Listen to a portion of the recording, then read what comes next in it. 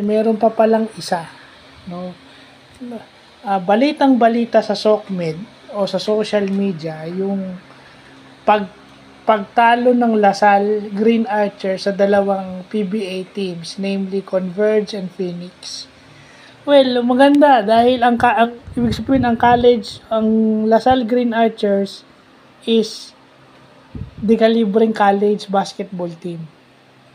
O kaya, kasi sila yung reigning UAAP champs under Coach Topex Robinson. Pero ang hindi natin maiwasan is yung pagbaba ng quality ng PBA. Isipin yung Converge at saka yung Phoenix tinalo. Kahit exhibition game lang yon sa ibang lugar. Sa ibang lugar pa nangyari. Expected ng mga tao, pag dumayo ang isang PBA team doon, tune up lang yun, eventually mananalo yung PBA team. At yung mga teams na yun, kahit papano may mga fans. Pero na-disappoint dahil natalo.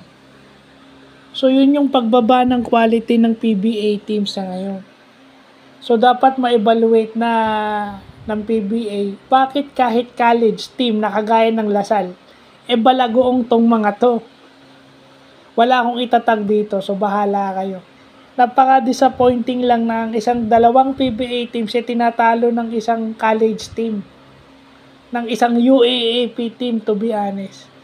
Okay lang sana kung dikit yung laro, pero eventually mananalo yung PBA team. Kasi, given na mas malakas na, mas may experience na yung nasa PBA.